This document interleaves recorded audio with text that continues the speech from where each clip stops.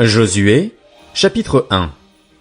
Après la mort de Moïse, le serviteur de l'Éternel dit à Josué, fils de Nun et assistant de Moïse, « Mon serviteur Moïse est mort. Maintenant, lève-toi, passe le Jourdain avec tout ce peuple pour entrer dans le pays que je donne aux Israélites. Tout lieu que foulera la plante de votre pied, je vous le donne, comme je l'ai dit à Moïse.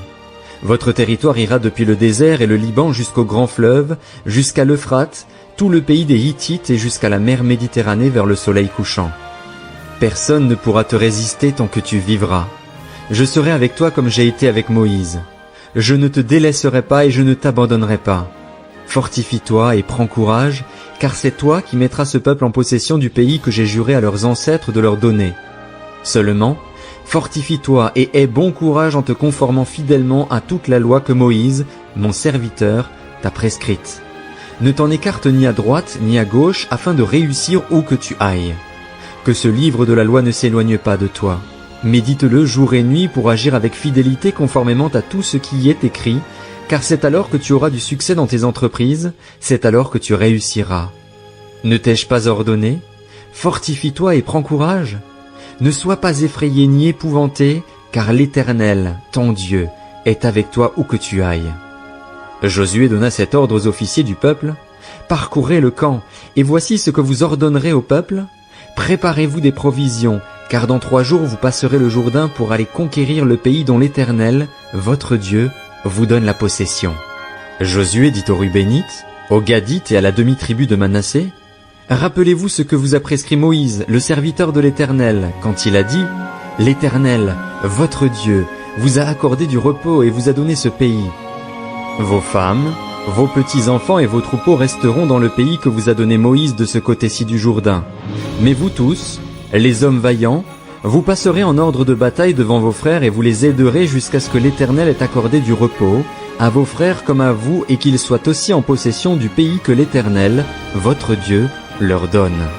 Alors vous reviendrez prendre possession du pays qui est votre propriété et que Moïse, le serviteur de l'Éternel, vous a donné de ce côté-ci du Jourdain, à l'est.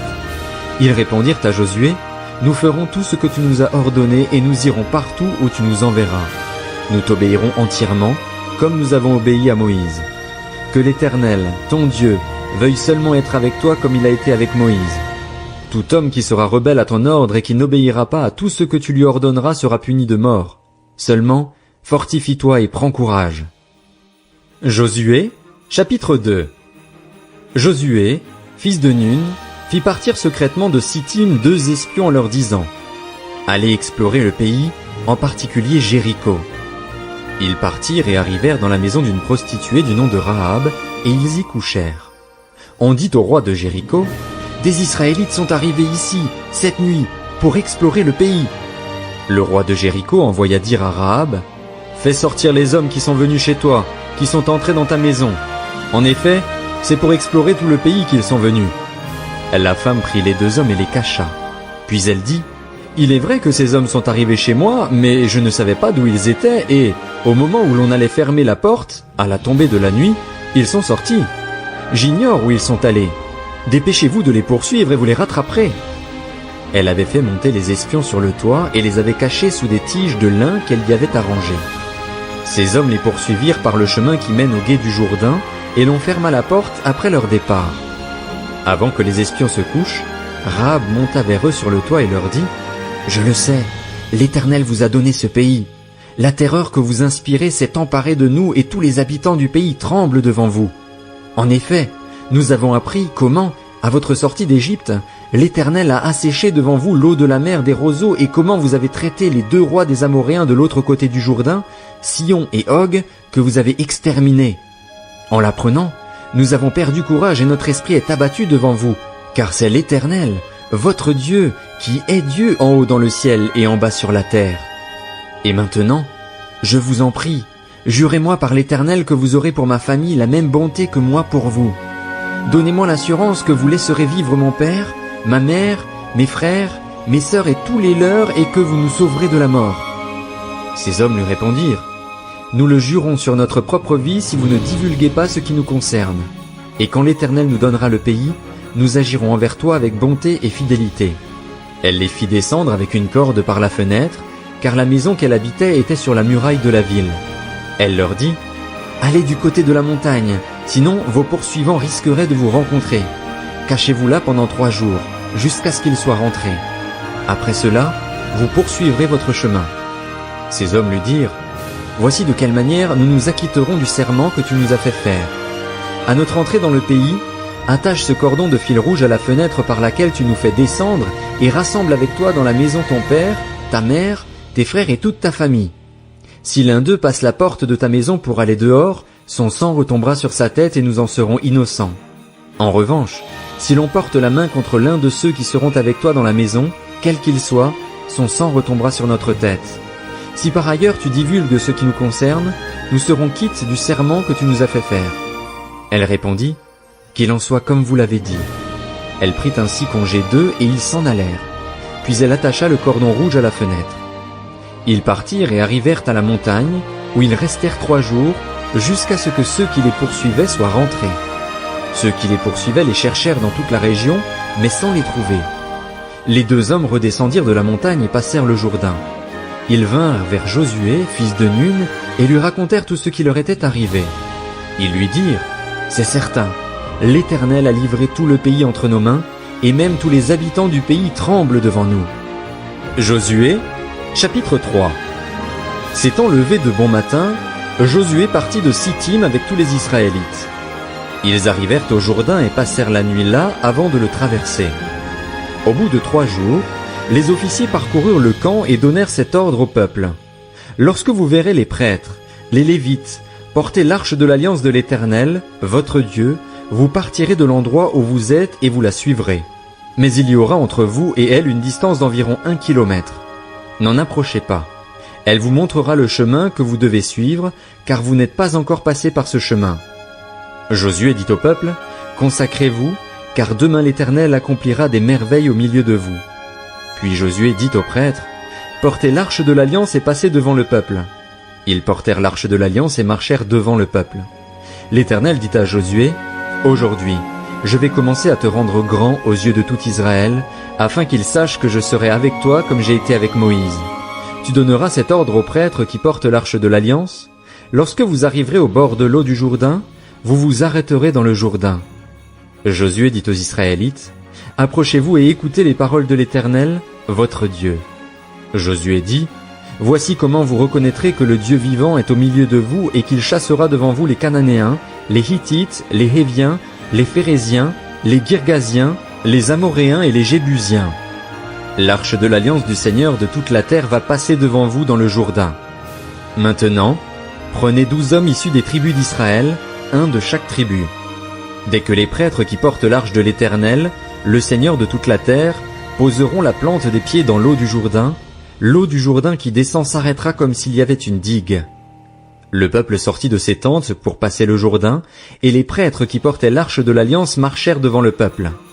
Quand les prêtres qui portaient l'arche furent arrivés au Jourdain et que leurs pieds se furent mouillés au bord de l'eau, le Jourdain déborde par-dessus toutes ses rives durant tout le temps de la moisson, l'eau qui descend s'arrêta et s'accumula à une très grande distance, près de la ville d'Adam, qui est située à côté de Tsartan. Quant à l'eau qui descendait vers la mer de la plaine, la mer morte, elle fut complètement coupée. Le peuple passa vis-à-vis de Jéricho. Les prêtres qui portaient l'arche de l'alliance de l'Éternel s'arrêtèrent de pied ferme sur le sec, au milieu du Jourdain, pendant que tout Israël passait à pied sec, jusqu'à ce que toute la nation ait fini de passer le Jourdain. Josué, chapitre 4. Lorsque toute la nation eut fini de passer le Jourdain, l'Éternel dit à Josué, « Prenez 12 hommes parmi le peuple, 1 de chaque tribu. Donnez-leur cet ordre, retirez d'ici, du milieu du Jourdain, là où les prêtres se sont arrêtés de pied ferme, 12 pierres que vous emporterez avec vous et que vous déposerez à l'endroit où vous passerez cette nuit. » Josué appela les 12 hommes qu'il choisit parmi les Israélites, 1 de chaque tribu. Il leur dit, « Passez devant l'arche de l'Éternel, votre Dieu, au milieu du Jourdain et que chacun de vous charge une pierre sur son épaule, selon le nombre des tribus israélites, afin que cela soit un signe au milieu de vous. Lorsque vos enfants demanderont un jour, « Que signifient pour vous ces pierres ?» Vous leur direz, « L'eau du Jourdain a été coupée devant l'arche de l'alliance de l'Éternel. Lorsqu'elle a passé le Jourdain, l'eau du Jourdain a été coupée, et ces pierres seront pour toujours un souvenir pour les Israélites. Les Israélites firent ce que Josué leur avait ordonné. Ils retirèrent 12 pierres du milieu du Jourdain, comme l'Éternel l'avait dit à Josué, selon le nombre des tribus israélites. Ils les emportèrent avec eux et les déposèrent à l'endroit où ils devaient passer la nuit. Josué dressa aussi 12 pierres au milieu du Jourdain, là où s'étaient arrêtés les pieds des prêtres qui portaient l'arche de l'Alliance, et elles y sont restées jusqu'à aujourd'hui. Les prêtres qui portaient l'arche se tinrent au milieu du Jourdain jusqu'à l'entière réalisation de ce que l'Éternel avait ordonné à Josué de dire au peuple, en conformité avec tout ce que Moïse avait prescrit à Josué. Et le peuple s'empressa de passer. Lorsque tout le peuple eut fini de passer, l'arche de l'Éternel et les prêtres passèrent devant le peuple. Les Rubénites, les Gadites et la demi-tribu de Manassé passèrent en ordre de bataille devant les Israélites, comme Moïse le leur avait dit. Environ 40 000 hommes, équipés pour la guerre et prêts à combattre, passèrent devant l'Éternel dans les plaines de Jéricho. Ce jour-là, l'Éternel rendit Josué grand aux yeux de tout Israël, et ils le respectèrent comme ils avaient respecté Moïse tous les jours de sa vie. L'Éternel dit à Josué, « Ordonne aux prêtres qui portent l'arche du témoignage de sortir du Jourdain. » Josué donna cet ordre aux prêtres, « Sortez du Jourdain. » Lorsque les prêtres qui portaient l'arche de l'Alliance de l'Éternel furent sortis du milieu du Jourdain et que la plante de leurs pieds se posa sur le sec, l'eau du Jourdain retourna à sa place et inonda toutes ses rives comme avant. Le peuple sortit du Jourdain le 10e jour du premier mois et campa à Gilgal, à l'extrémité est de Jéricho. Josué dressa à Gilgal les 12 pierres qu'il avait retirées du Jourdain. Il dit aux Israélites, « Lorsque vos enfants demanderont un jour à leur père, que signifient ces pierres? Vous les instruirez en disant, « Israël a passé le Jourdain que voici à pied sec. Oui, l'Éternel, votre Dieu, a asséché devant vous l'eau du Jourdain jusqu'à ce que vous soyez passés, tout comme il l'avait fait à la mer des roseaux, qu'il a asséché devant nous jusqu'à ce que nous soyons passés. Ainsi, tous les peuples de la terre sauront que la main de l'Éternel est puissante et vous craindrez toujours l'Éternel, votre Dieu. » Josué, chapitre 5. Lorsque tous les rois des Amoréens qui se trouvaient à l'ouest du Jourdain et tous les rois des Cananéens près de la mer Méditerranée apprirent que l'Éternel avait asséché l'eau du Jourdain devant les Israélites jusqu'à ce qu'ils aient traversé, ils perdirent courage et leur esprit fut abattu devant eux. À cette époque-là, l'Éternel dit à Josué, « Fais-toi des couteaux de pierre et circoncis une nouvelle fois les Israélites. » Josué se fit des couteaux de pierre et circoncis les Israélites sur la colline d'Aralot. Voici la raison pour laquelle Josué les circoncit. Tout le peuple sorti d'Égypte, les hommes, tous les hommes de guerre, étaient morts dans le désert pendant la route, après leur sortie d'Égypte. Or, tout ce peuple sorti d'Égypte était circoncis, tandis que le peuple né dans le désert pendant la route, après la sortie d'Égypte, n'avait pas été circoncis. En effet, les Israélites avaient marché 40 ans dans le désert jusqu'à la destruction de toute la nation des hommes de guerre qui étaient sortis d'Égypte et qui n'avaient pas écouté l'Éternel. L'Éternel leur avait juré de ne pas leur faire voir le pays qu'il avait juré à leurs ancêtres de nous donner, pays où coule le lait et le miel. Ce sont leurs enfants qu'il donna à leur place, et Josué les circoncit. Ils étaient en effet incirconcis, puisqu'on ne les avait pas circoncis pendant la route. Lorsqu'on eut fini de circoncire toute la nation, ils restèrent sur place dans le camp jusqu'à leur guérison. L'Éternel dit à Josué, « Aujourd'hui, j'ai fait rouler loin de vous la honte de l'Égypte, et cet endroit a été appelé Gilgal jusqu'à aujourd'hui. » Les Israélites campèrent à Gilgal. Ils célébrèrent la Pâque le 14e jour du mois, sur le soir, dans les plaines de Jéricho. Ils mangèrent du blé du pays le lendemain de la Pâque, des pains sans levain et du grain rôti. Ils en mangèrent ce jour-là. La manne cessa le lendemain de la Pâque, au moment où ils mangèrent du blé du pays. Les Israélites n'eurent plus de manne et ils mangèrent des produits du pays de Canaan cette année-là. Comme Josué était près de Jéricho, il leva les yeux et regarda. Voici qu'un homme se tenait debout devant lui, son épée dégainée dans la main. Josué alla vers lui et lui dit, « Es-tu pour nous ou pour nos ennemis ?» Il répondit, « Non, je suis le chef de l'armée de l'Éternel, j'arrive maintenant. » Josué tomba le visage contre terre, adora et dit, « Que dit mon Seigneur à son serviteur ?» Le chef de l'armée de l'Éternel dit à Josué, « Enlève tes sandales de tes pieds, car l'endroit où tu te tiens est saint. » Josué se conforma à cet ordre.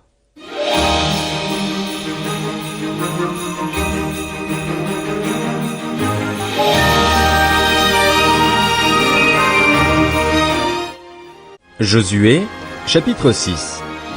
Jéricho était fermé, barricadé devant les Israélites. Personne n'en sortait et personne n'y entrait. L'Éternel dit à Josué, « Regarde, je livre entre tes mains Jéricho et son roi, ainsi que ses vaillants soldats. Faites le tour de la ville, vous tous les hommes de guerre. Faites une fois le tour de la ville. Tu agiras ainsi pendant 6 jours. 7 prêtres porteront 7 trompettes retentissantes devant l'arche. Le 7e jour, vous ferez 7 fois le tour de la ville et les prêtres sonneront de la trompette. Quand ils sonneront de la corne retentissante, quand vous entendrez le son de la trompette, tout le peuple poussera de grands cris. Alors la muraille de la ville s'écroulera et le peuple montera à l'attaque, chacun devant soi. Josué, fils de Nun, appela les prêtres et leur dit, « Portez l'arche de l'Alliance et que 7 prêtres portent 7 trompettes retentissantes devant l'arche de l'Éternel. » Puis il dit au peuple, « Marchez, faites le tour de la ville et que les hommes équipés passent devant l'arche de l'Éternel. » Lorsque Josué eut parlé au peuple, les 7 prêtres qui portaient les 7 trompettes retentissantes devant l'Éternel se mirent en marche et sonnèrent de la trompette. L'arche de l'Alliance de l'Éternel allait à leur suite. Les hommes équipés marchaient devant les prêtres qui sonnaient de la trompette et l'arrière-garde suivait l'arche. Pendant la marche, on sonnait de la trompette. Josué avait donné cet ordre au peuple, « Vous ne crierez pas, vous ne ferez pas entendre votre voix et il ne sortira pas un mot de votre bouche jusqu'au jour où je vous dirai, poussez des cris. Alors vous pousserez des cris. » L'arche de l'Éternel fit le tour de la ville. Elle fit une fois le tour, puis on rentra dans le camp et l'on y passa la nuit. Josué se leva de bon matin et les prêtres portèrent l'arche de l'Éternel. Les 7 prêtres qui portaient les 7 trompettes retentissantes devant l'arche de l'Éternel se mirent en marche et sonnèrent de la trompette. Les hommes équipés marchaient devant eux et l'arrière-garde suivait l'arche de l'Éternel.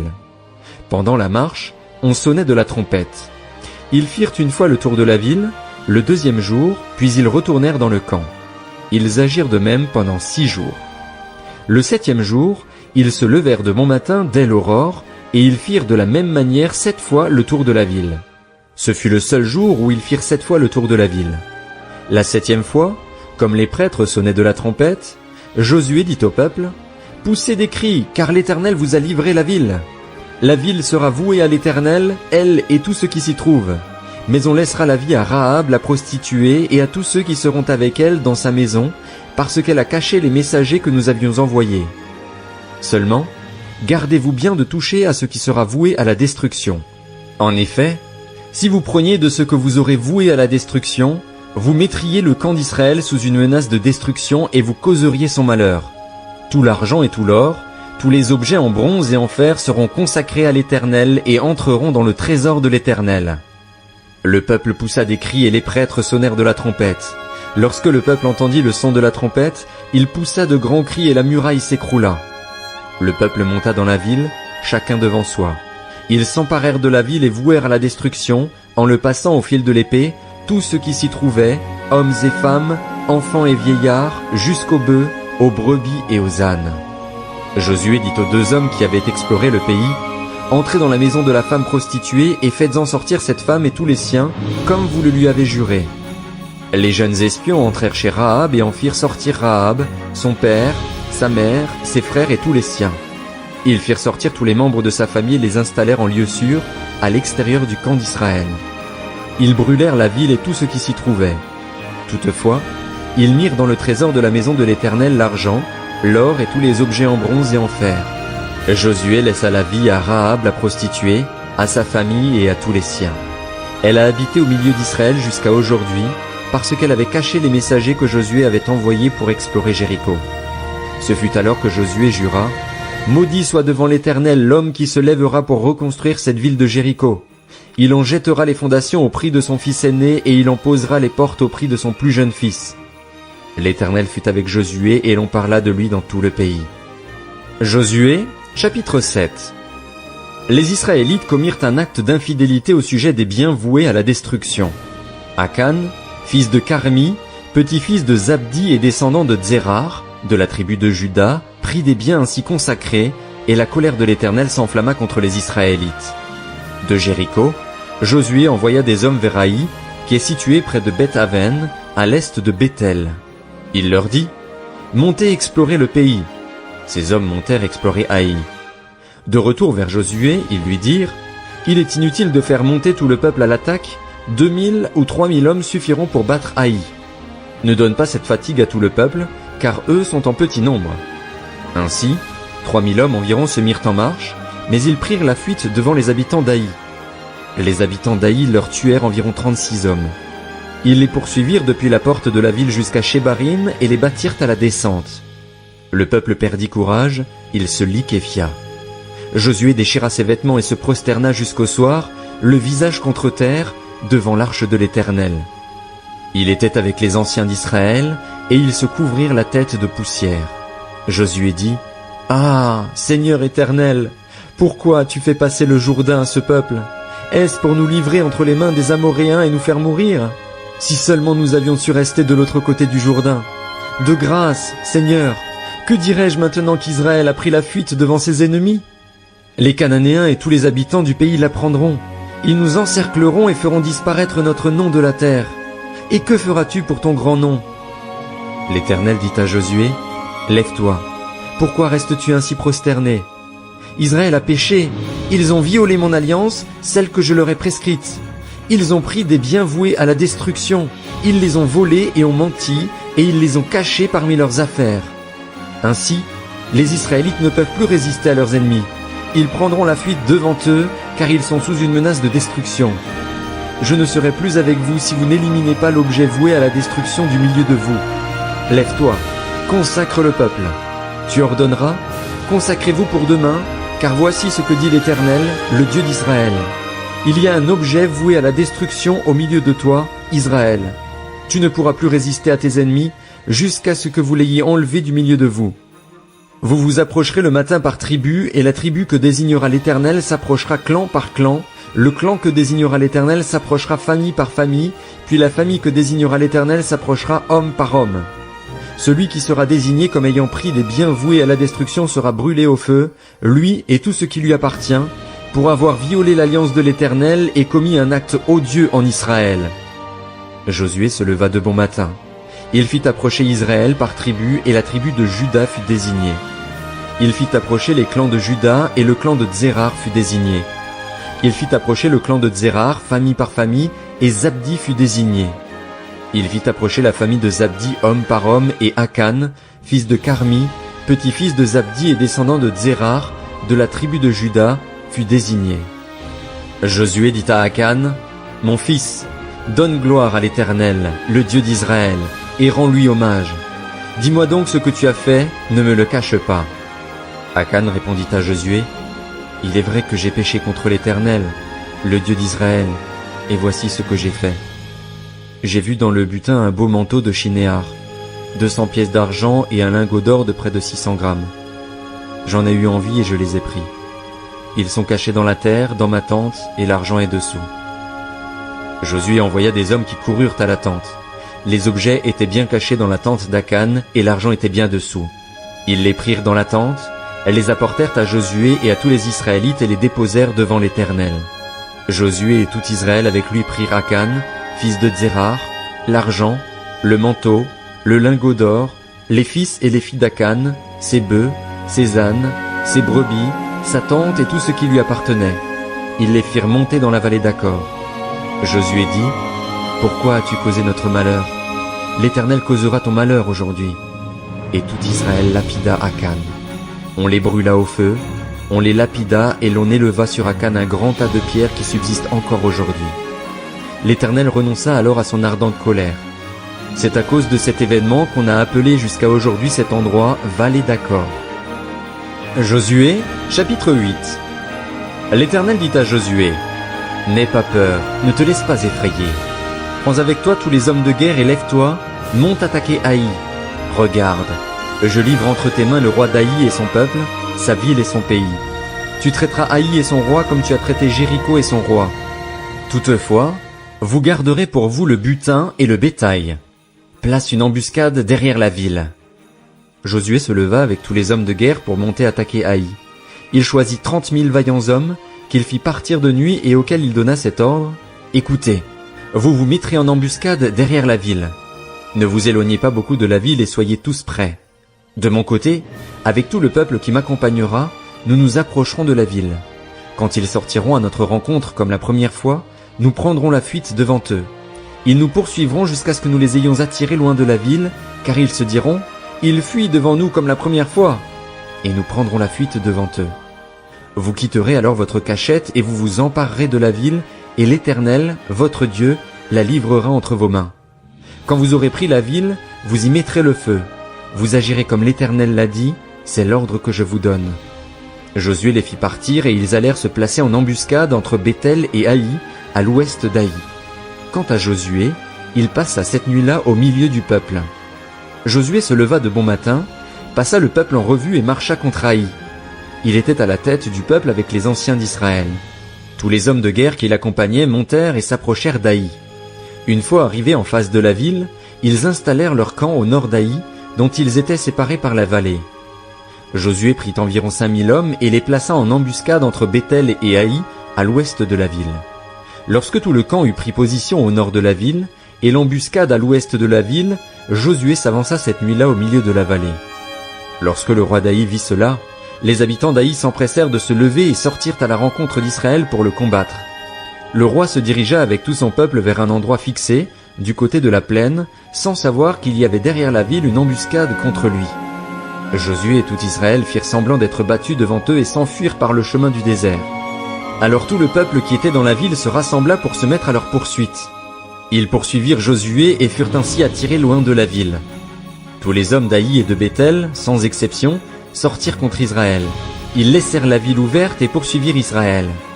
L'Éternel dit à Josué, « Tends vers Haï le javelot que tu tiens, car je vais la livrer en ton pouvoir. » Josué tendit le javelot qu'il tenait vers la ville.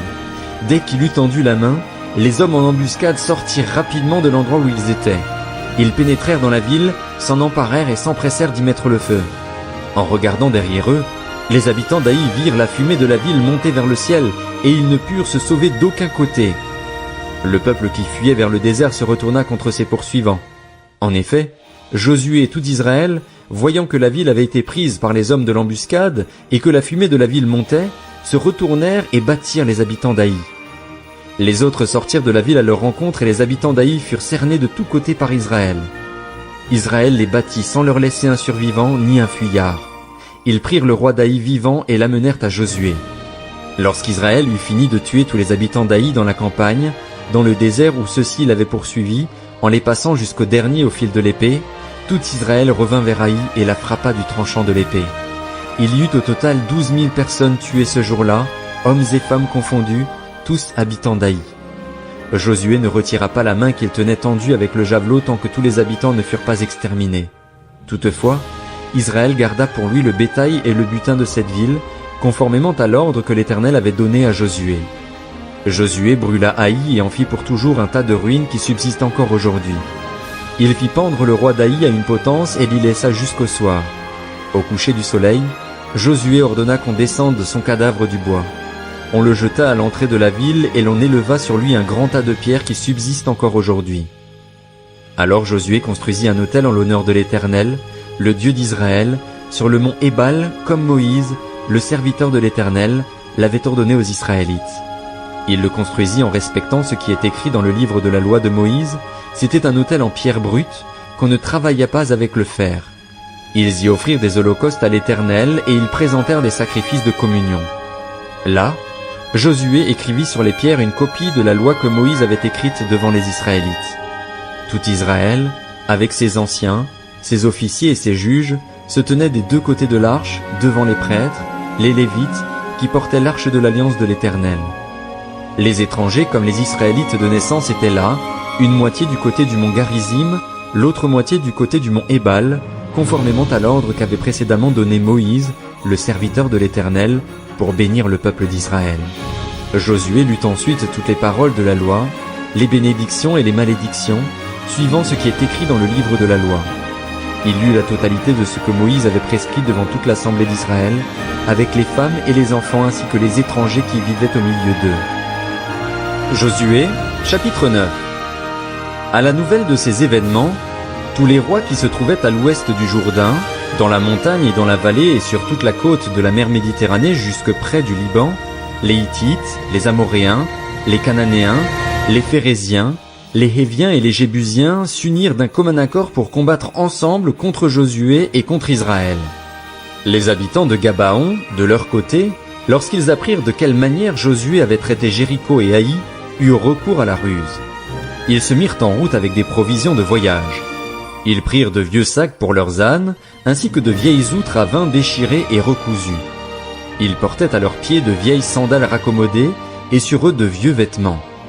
Et tout le pain qu'ils avaient pour nourriture était sec et en miettes. Ils allèrent trouver Josué au camp de Gilgal et lui dirent, ainsi qu'à tous ceux d'Israël, « Nous venons d'un pays éloigné.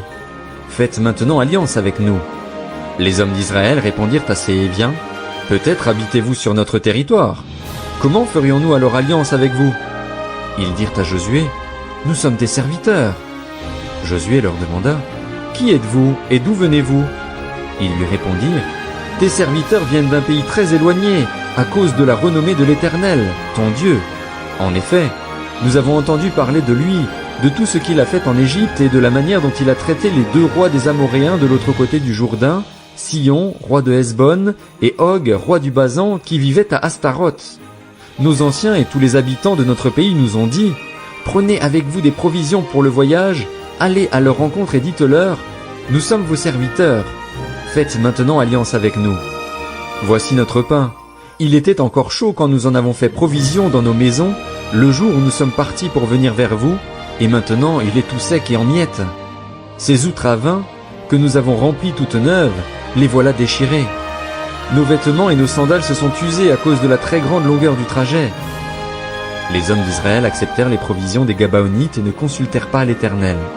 Josué fit la paix avec eux et conclut une alliance par laquelle il devait leur laisser la vie, et les chefs de l'assemblée leur en firent le serment. 3 jours après la conclusion de cette alliance, ils apprirent que ces hommes étaient leurs voisins et habitaient sur leur territoire. En effet, les Israélites partirent de leur camp et parvinrent vers leur ville le 3e jour. Il s'agissait de Gabaon, Képhira, Béhéroth et Kirjat-Jéarim. Ils ne tuèrent pas les Gabaonites parce que les chefs de l'assemblée leur avaient juré par l'Éternel, le Dieu d'Israël, de leur laisser la vie, mais toute l'assemblée murmura contre les chefs. Tous les chefs dirent à toute l'assemblée, « Nous leur avons prêté serment au nom de l'Éternel, le Dieu d'Israël, et maintenant nous ne pouvons pas les toucher. Voici comment nous les traiterons. Nous leur laisserons la vie, afin de ne pas attirer sur nous la colère de l'Éternel à cause du serment que nous leur avons fait. Ils vivront, leur dirent les chefs, mais ils furent employés à couper le bois et à puiser l'eau pour toute l'assemblée, comme les chefs le leur avaient dit. Josué fit appeler les Gabaonites et leur dit, « Pourquoi nous avez-vous trompés en disant, « Nous sommes très éloignés de vous, alors que vous habitez sur notre territoire. Maintenant vous êtes maudits, et vous ne cesserez pas d'être dans l'esclavage, de couper du bois et de puiser de l'eau pour la maison de mon Dieu. » Ils répondirent à Josué, « On avait rapporté à tes serviteurs les ordres de l'Éternel, ton Dieu, à Moïse, son serviteur. Il y était question de vous livrer tout le pays et de détruire devant vous tous ses habitants, et votre présence nous a inspiré une grande peur pour notre vie. Voilà pourquoi nous avons agi de cette façon. Et maintenant, nous voici entre tes mains. Traite-nous comme tu trouveras bon et juste de le faire. » Josué agit envers eux comme il avait été décidé. Il les délivra des Israélites, qui ne les firent pas mourir, mais il les destina dès ce jour à couper du bois et à puiser de l'eau pour l'assemblée et pour l'autel de l'Éternel, à l'endroit que l'Éternel choisirait. C'est ce qu'ils font encore aujourd'hui. Josué, chapitre 10. Adonit-Sédec, le roi de Jérusalem, apprit que Josué s'était emparé d'Haï et l'avait voué à la destruction, qu'il avait traité Haï et son roi comme il avait traité Jéricho et son roi, et que les habitants de Gabaon avaient fait la paix avec Israël et vivaient au milieu d'eux. Il éprouva alors une forte peur, car Gabaon était une grande ville, comme une des villes royales, plus grande même qu'Haï, et tous ses hommes étaient vaillants. Adonit-Sédec, roi de Jérusalem, fit dire à Oham, roi d'Hébron, à Piréam, roi de Jarmuth, à Japhia, roi de Lachis, et à Débir, roi d'Églon, « Montez vers moi et aidez-moi à détruire Gabaon, car elle a fait la paix avec Josué et avec les Israélites. » 5 rois amoréens, les rois de Jérusalem, d'Hébron, de Jarmuth, de Lachis et d'Églon, s'allièrent ainsi et montèrent avec toutes leurs troupes. Ils vinrent installer leur camp près de Gabaon et l'attaquèrent. Les habitants de Gabaon envoyèrent dire à Josué, au camp de Gilgal, « N'abandonne pas tes serviteurs, monte vite vers nous pour nous sauver et nous secourir, car tous les rois des Amoréens qui habitent la montagne se sont ligués contre nous. » Josué monta de Gilgal avec tous les hommes de guerre et tous les vaillants hommes. L'Éternel dit à Josué, « N'aie pas peur de ces rois, car je les livre entre tes mains et aucun d'eux ne te résistera. » Josué arriva sur eux par surprise après avoir marché toute la nuit depuis Gilgal. L'Éternel les mit en déroute devant Israël, et Israël leur infligea une grande défaite près de Gabaon, les poursuivit sur le chemin qui monte à Beth-Horon et leur porta des coups jusqu'à Azéka et Makeda. Alors que les Amoréens fuyaient devant Israël et qu'ils se trouvaient sur la descente de Beth-Horon, l'Éternel fit tomber du ciel sur eux d'énormes grêlons jusqu'à Azéka et ils moururent. Ceux qui furent tués par ces grêlons furent plus nombreux que ceux qui moururent sous les coups d'épée des Israélites. Alors Josué parla à l'Éternel, le jour où l'Éternel livra les Amoréens aux Israélites, et il dit devant Israël, « Soleil, arrête-toi sur Gabaon et toi, lune, sur la vallée d'Ajalon. » Le soleil s'arrêta et la lune suspendit sa course jusqu'à ce que la nation se soit vengée de ses ennemis. Cela n'est-il pas écrit dans le livre du juste ? Le soleil s'arrêta au milieu du ciel et ne s'empressa pas de se coucher, durant presque tout un jour. Il n'y a pas eu de jour comme celui-là, ni avant ni après, où l'Éternel ait écouté la voix d'un homme, car l'Éternel combattait pour Israël. Josué, et tout Israël avec lui, retourna au camp à Gilgal. Les 5 rois s'enfuirent et se cachèrent dans une grotte à Makeda. On annonça à Josué, « Les 5 rois se trouvent cachés dans une grotte à Makeda. » Josué dit, « Roulez de grosses pierres à l'entrée de la grotte et mettez-y des hommes pour les garder.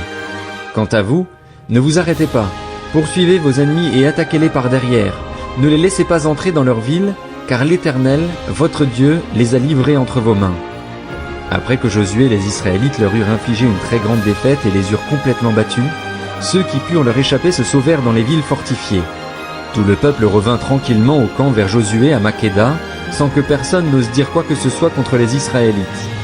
Josué dit alors, « Ouvrez l'entrée de la grotte, faites-en sortir ces 5 rois et amenez-les-moi. » C'est ce qu'on fit, et on lui amena les 5 rois qu'on avait fait sortir de la grotte. C'étaient les rois de Jérusalem, d'Hébron, de Jarmuth, de Lachis et d'Églon.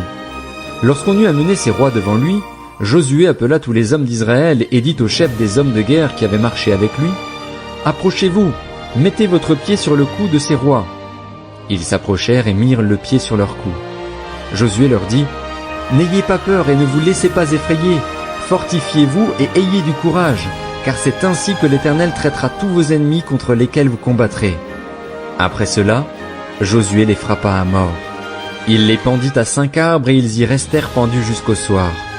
Vers le coucher du soleil, Josué ordonna qu'on les descende des arbres. On les jeta dans la grotte où ils s'étaient cachés et l'on en boucha l'entrée avec de grosses pierres qui y sont restées jusqu'à aujourd'hui. Josué s'empara de Makeda le même jour et la frappa du tranchant de l'épée. Il voua à la destruction le roi, la ville et tous ceux qui s'y trouvaient. Il ne laissa aucun survivant et il traita le roi de Makeda comme il avait traité le roi de Jéricho. Josué passa avec tout Israël de Makeda à Libna et attaqua Libna. L'Éternel la livra aussi, avec son roi, entre les mains d'Israël, et il la frappa du tranchant de l'épée, elle et tous ceux qui s'y trouvaient. Il ne laissa aucun survivant et il traita son roi comme il avait traité le roi de Jéricho. Josué passa avec tout Israël de Libna à Lachis. Il installa son camp devant elle et l'attaqua. L'Éternel livra Lachis entre les mains d'Israël, qui la prit le 2e jour et la frappa du tranchant de l'épée, elle et tous ceux qui s'y trouvaient, comme il avait traité Libna. Alors Horam, le roi de Gézer, monta pour secourir Lachis. Josué les battit, lui et son peuple, sans laisser un seul survivant. Josué passa avec tout Israël de Lachis à Églon. Ils installèrent leur camp devant elle et l'attaquèrent.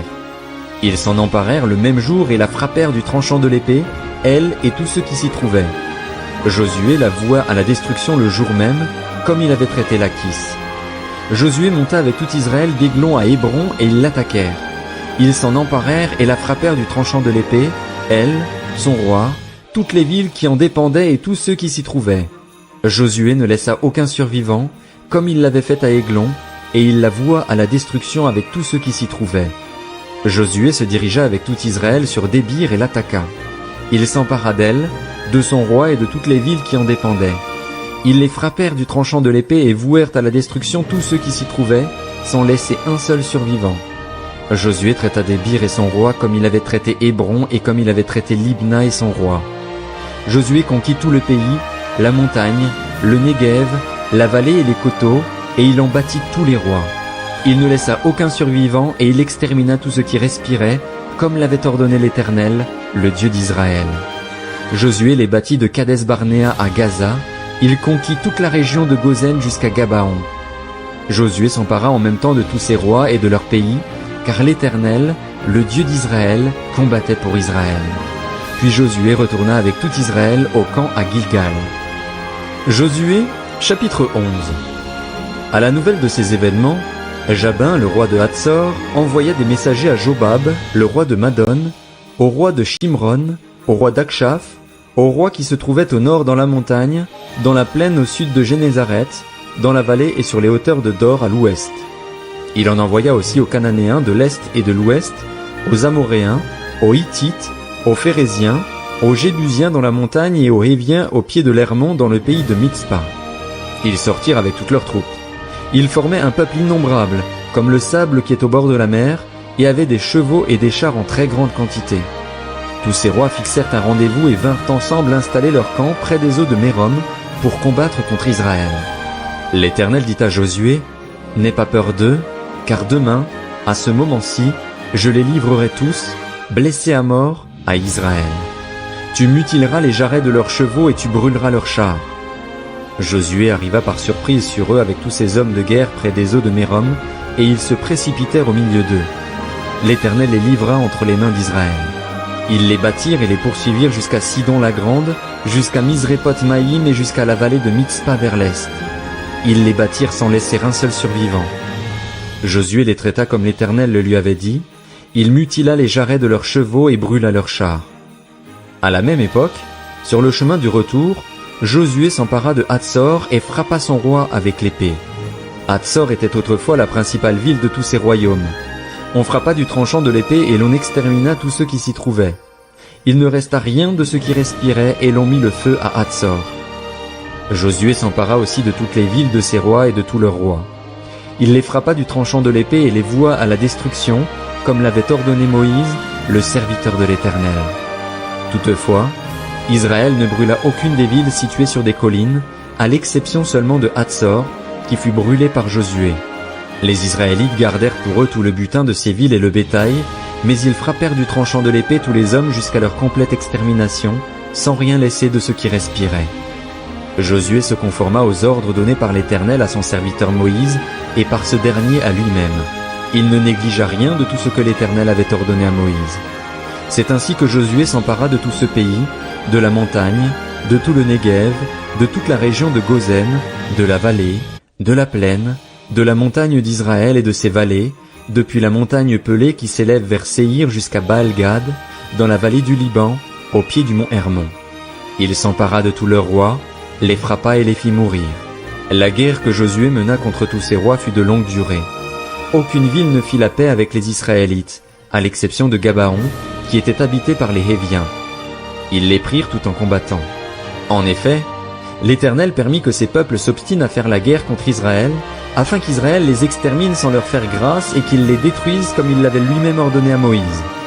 À la même époque, Josué alla exterminer les Anakim des montagnes d'Hébron, de Débir, d'Anab, de toutes les régions montagneuses de Juda et d'Israël.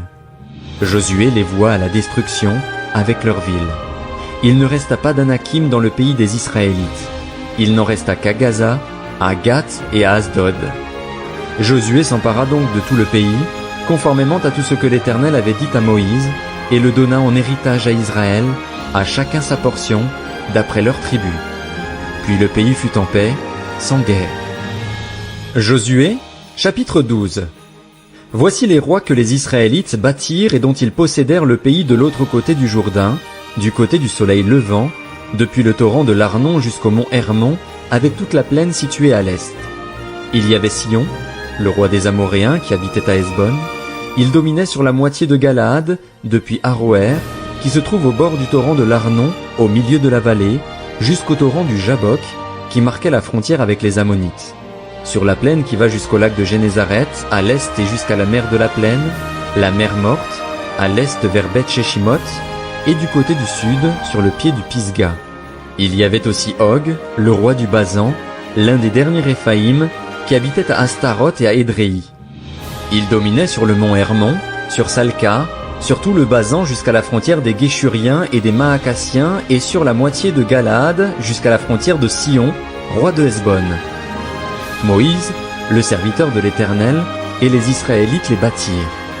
Puis Moïse, serviteur de l'Éternel, donna leur pays en possession aux Rubénites, aux Gadites et à la moitié de la tribu de Manassé.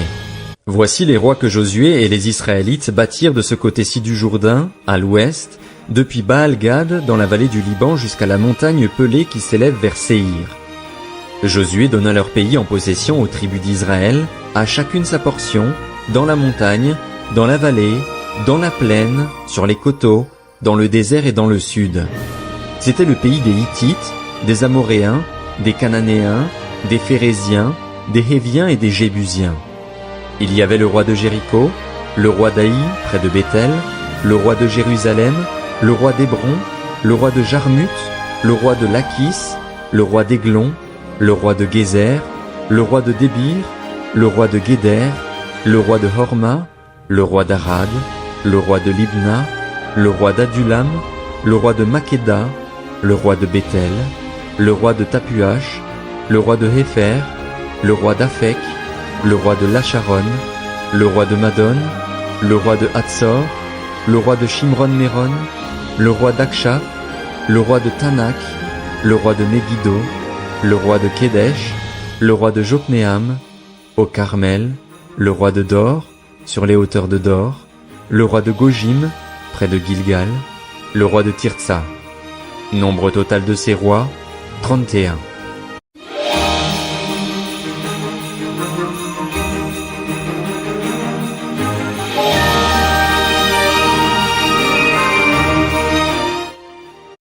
Josué, chapitre 13. Josué était vieux, il était d'un âge avancé. L'Éternel lui dit alors, « Tu es devenu vieux, tu es d'un âge avancé et le pays qu'il te reste à conquérir est très grand. Voici le pays qui reste. Tous les districts des Philistins et tout le territoire des Guéshuriens, depuis le Shishor qui coule à la frontière de l'Égypte jusqu'à la frontière d'Écron au nord. Cette région doit être considérée comme cananéenne et est occupée par les 5 princes des Philistins, celui de Gaza, celui d'Asdod, celui d'Ascalon, celui de Gath et celui d'Écron, ainsi que par les Aviens au sud. Il reste aussi tout le pays des Cananéens avec Méhara, qui appartient aux Sidoniens, jusqu'à Aphek, jusqu'à la frontière avec les Amoréens. Le pays de Gébal et tout le Liban en direction du soleil levant, depuis Baal-Gad au pied du mont Hermon jusqu'à l'entrée de Hamath. Tous les habitants de la montagne, depuis le Liban jusqu'à Misrépot-Maïm, tous les Sidoniens. Je les chasserai devant les Israélites. Donne seulement ce pays en héritage à Israël en procédant à un tirage au sort, comme je te l'ai prescrit. Divise maintenant ce pays par portions entre les 9 tribus et la demi-tribu de Manassé. Les Rubénites et les Gadites, avec l'autre moitié de la tribu de Manassé, avaient reçu leur héritage, que Moïse leur avait donné de l'autre côté du Jourdain. Ils se trouvaient à l'est, conformément à ce que leur avait accordé Moïse, le serviteur de l'Éternel. Leur territoire s'étendait d'Aroër sur les bords du torrent de l'Arnon, depuis la ville qui se trouve au milieu de la vallée, en passant par toute la plaine de Médeba jusqu'à Dibon, ainsi que par toutes les villes de Sion, roi des Amoréens, qui régnait à Hesbon, jusqu'à la frontière avec les Ammonites. Il couvrait aussi Galaad, le territoire des Guéshuriens et des Maacassiens, tout le mont Hermon et tout le Basan, jusqu'à Salca. Tout le royaume d'Og en Basan, qui régnait à Astaroth et à Édréi et qui était un des derniers Réphaïm. Moïse bâtit ses rois et les chassa, mais les Israélites ne chassèrent pas les Guéshuriens et les Maacassiens, et ils ont habité au milieu d'Israël jusqu'à aujourd'hui. La tribu de Lévi fut la seule à laquelle Moïse ne donna pas d'héritage. Les sacrifices passaient par le feu devant l'Éternel, le Dieu d'Israël, tel fut son héritage, comme il le lui avait dit. Moïse avait donné une part au clan de la tribu de Ruben. Leur territoire couvrait, à partir d'Aroër sur les bords du torrent de l'Arnon, à partir de la ville qui se trouve au milieu de la vallée, toute la plaine près de Médeba, Hesbon et toutes ses villes dans la plaine, c'est-à-dire Dibon, Bamoth-Baal, Beth-Baal-Méon, Jahatz, Kédémoth, Méphat, Kirjataïm, Sibma, ainsi que Tseret Hachachar sur la montagne qui domine la vallée, Beth-Péor, les coteaux du Pisga, Beth-Jeshimoth, toutes les villes de la plaine et tout le royaume de Sion, le roi des Amoréens, qui régnait à Hesbon. Moïse l'avait battu, lui et les princes de Madian qui dépendaient de lui et habitaient dans le pays. Évi, Rékem, Tsur, Hur et Réba. Parmi ceux que les Israélites tuèrent alors par l'épée figurait le devin Balaam, fils de Béor. Le Jourdain servait de limite au territoire des Rubénites. Voilà quel fut l'héritage des clans des Rubénites, avec les villes et leurs villages. Moïse avait donné une part à la tribu de Gad, au clan des Gadites. Ils eurent pour territoire Jaézer, toutes les villes de Galaad et la moitié du pays des Ammonites jusqu'à Arouer vis-à-vis de Rabat. Leur territoire s'étendait depuis Hesbon jusqu'à Ramat-Mitzpé et Bétonim, depuis Mahanaïm jusqu'à la frontière de Débir, et, dans la vallée, ils comprenaient Beth-Haram, Beth-Nimra, Sukkot et Tsaphon, c'est-à-dire ce qui restait du royaume de Sion, le roi de Hesbon. Il avait le Jourdain pour frontière jusqu'à l'extrémité du lac de Génézareth. Il se trouvait de l'autre côté du Jourdain, à l'est. Voilà quel fut l'héritage des clans des Gadites, avec les villes et leurs villages. Moïse avait donné une part à la demi-tribu de Manassé, au clan des Manassites. Leur territoire comprenait, à partir de Mahanaïm, tout le Basan, tout le royaume d'Og, roi du Basan, et tous les bourgs de Jaïr en Basan, au nombre de 60. La moitié de Galaad ainsi qu'Astaroth et Édréi, les villes du royaume d'Og en Basan, furent attribuées aux descendants de Makir, le fils de Manassé. Elles furent attribuées à la moitié des clans des descendants de Makir. Telles sont les parts que fit Moïse lorsqu'il se trouvait dans les plaines de Moab à l'est du Jourdain, vis-à-vis de Jéricho. Moïse ne donna pas d'héritage à la tribu de Lévi. L'Éternel, le Dieu d'Israël, était lui-même leur héritage, comme il le leur avait dit. Josué, chapitre 14. Voici ce que les Israélites reçurent en héritage dans le pays de Canaan, ce que le prêtre Éléazar, Josué, fils de Nun, et les chefs de famille des tribus israélites partagèrent entre eux. Le partage eut lieu par tirage au sort, comme l'Éternel l'avait ordonné par l'intermédiaire de Moïse, pour les 9 tribus et demie. En effet, Moïse avait donné un héritage à 2 tribus et demie de l'autre côté du Jourdain, mais il n'avait pas donné aux Lévites d'héritage parmi eux.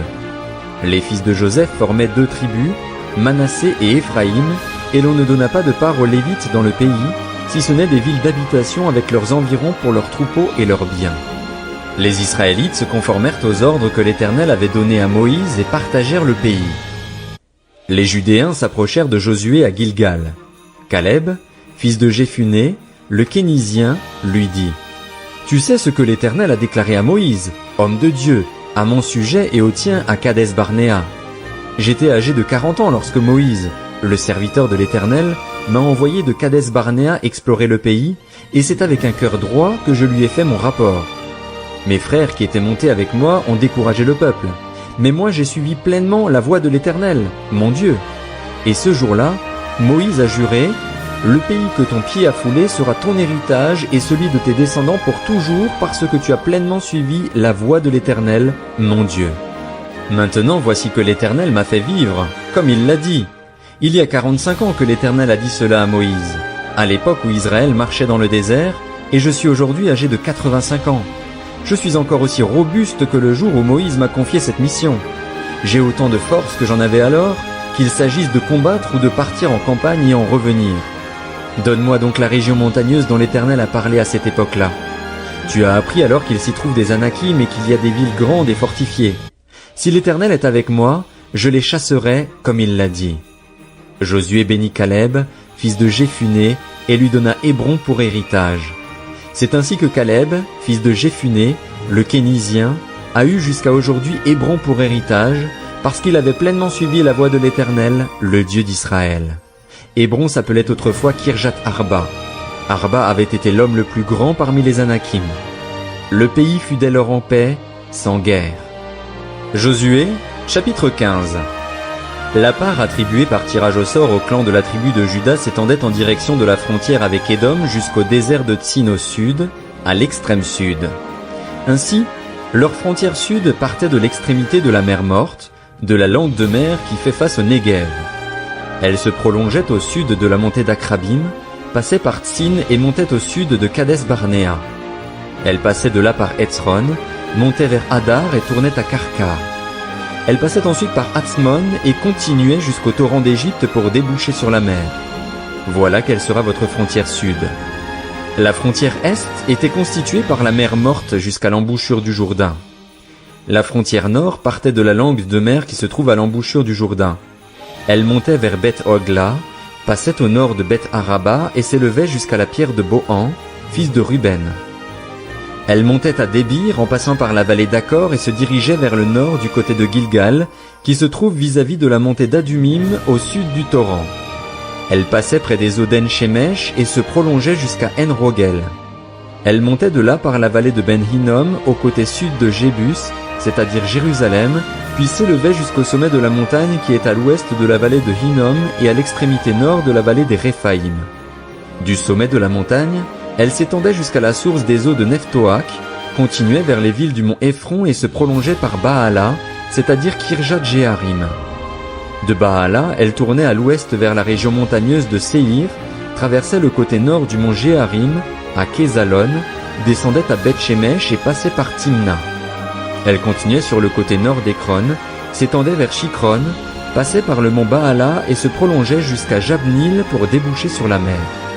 La frontière ouest était constituée par la mer Méditerranée. Tel fut le pourtour du territoire des clans des Judéens. On donna à Caleb, fils de Jéphuné, une part au milieu des Judéens, comme l'Éternel l'avait ordonné à Josué. On lui donna Kirjat-Arba, c'est-à-dire Hébron. Arba était l'ancêtre d'Anak. Caleb chassa de cette ville les 3 descendants d'Anak, Sheshaï, Ahiman et Talmaï, enfants d'Anak. De là il monta contre les habitants de Débir, qui s'appelait autrefois Kirjat-Séfer. Caleb dit, « Je donnerai ma fille Aksa en mariage à celui qui battra Kirjat-Séfer et s'en emparera. » Othniel, fils de Kénaz, le frère de Caleb, s'en empara et Caleb lui donna sa fille Aksa pour femme. Dès son arrivée chez Othniel, elle le persuada de demander un champ à son père. Elle descendit de son âne et Caleb lui dit, « Qu'as-tu » Elle répondit, « Fais-moi un cadeau. Puisque tu m'as donné une terre située au sud, donne-moi aussi des sources d'eau. » Et Caleb lui donna les sources supérieures et les sources inférieures. Tel fut l'héritage des clans de la tribu de Juda. Les villes situées dans la région du Néguev, à l'extrémité du territoire des Judéens, vers la frontière avec Édom, étaient Katsil, Éder, Jagur, Kina, Dimona, Adada, Kedesh, Hatzor, Itnan, Ziph, Telem, Béalot, Hatzor-Adata, Kérijot-Etzron, c'est-à-dire Hatzor, Amam, Shema, Molada, Hatzar-Gada, Eshmon, Beth-Palet, Hatzar-Shual, Beer-Sheba, Bijocha, Baala, Ijim, Hatsem, El-Tolad, Kézil, Horma, Tsiklag, Madmana, Sansana, Lebaot, Shilim, Aïn et Rimon. Total des villes, 29 avec leurs villages. Dans la plaine, Eshtaol, Soréa, Ashna, Zanoa, En-Ganim, Tapuar, Enam, Jarmut, Adulam, Soko, Azeka, Shaharaim, Aditaïm, Guédéra et Guédérotaïm, soit 14 villes avec leurs villages. Tsenan, Hadasha, Migdalgad, Diléan, Mitzpé, Joktil, Lakis, Botskat, Eglon, Kabon, Lakmas, Kitlish, Guédéroth, Bet-Dagon, Naama et Makeda, soit 16 villes avec leurs villages. Libna, Éther, Ashan, Jiftar, Ashna, Netzib, Keila, Aksib et Marécha, soit 9 villes avec leurs villages. Ekron, les villes qui en dépendent et ses villages, depuis Ekron et à l'ouest, toutes les villes situées près d'Asdod et leurs villages. Asdod, les villes qui en dépendent et ses villages, Gaza, les villes qui en dépendent et ses villages jusqu'au torrent d'Égypte et à la mer Méditerranée, qui sert de limite. Dans la montagne, Shamir, Jatir, Soko, Dana, Kirjatsana, c'est-à-dire Débir, Anab, Eshtemo, Anim, Gozen, Holon et Gilo, soit 11 villes avec leurs villages. Arab, Duma, Échéan, Janum, Beth Tapuar, Afeka, Umta, Kirjat Arba, c'est-à-dire Hébron, et Tsior, soit 9 villes avec leurs villages. Maon, Carmel, Ziph, Juta, Jizréel, Jokdeam, Zanoar, Caïn, Gibéa et Timna, soit 10 villes avec leurs villages. Halul, Beth-Sur, Gédor, Maharat, Beth-Anot et Eltekon, soit 6 villes avec leurs villages. Kirjat-Baal, c'est-à-dire Kirjat-Jéharim, et Rabba, soit 2 villes avec leurs villages.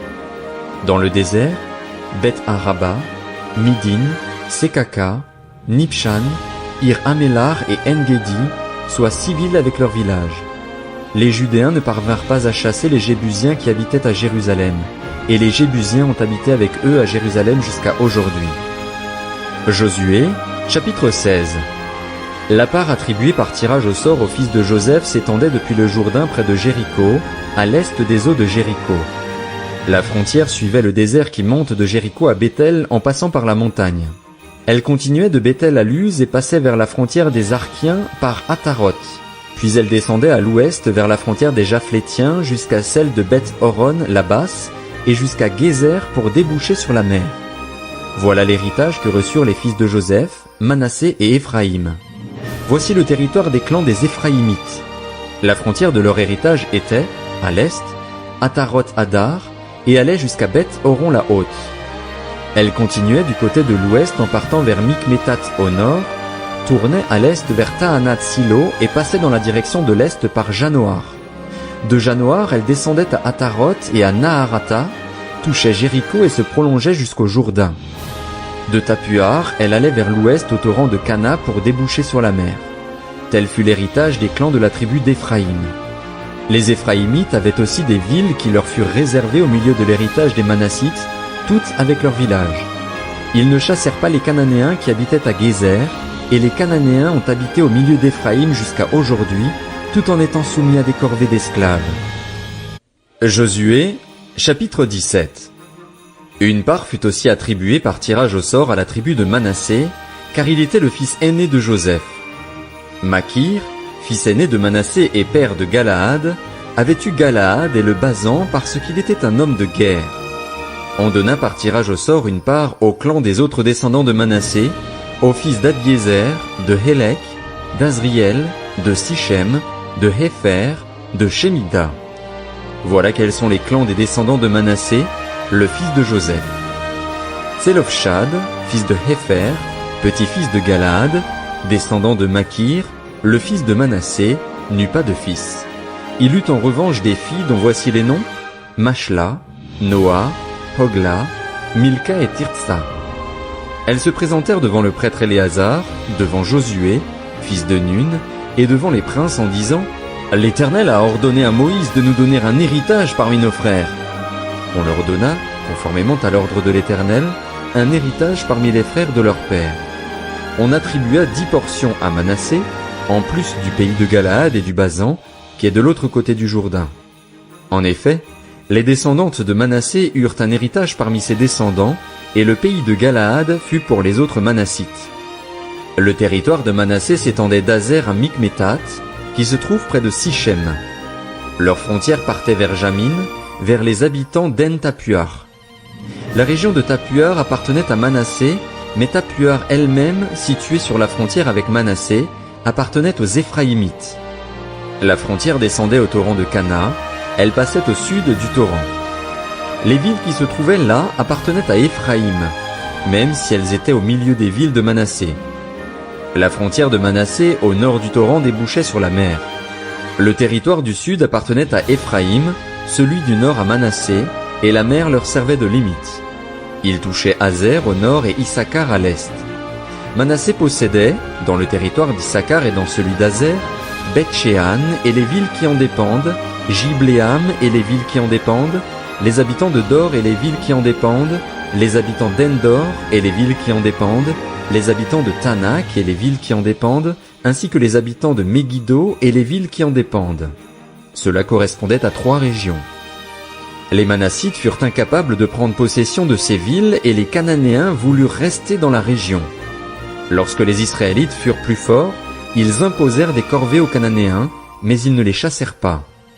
Les descendants de Joseph dirent à Josué, « Pourquoi nous as-tu donné en héritage un seul lot, une seule part, alors que nous formons un peuple nombreux et que l'Éternel nous a bénis jusqu'à présent ?»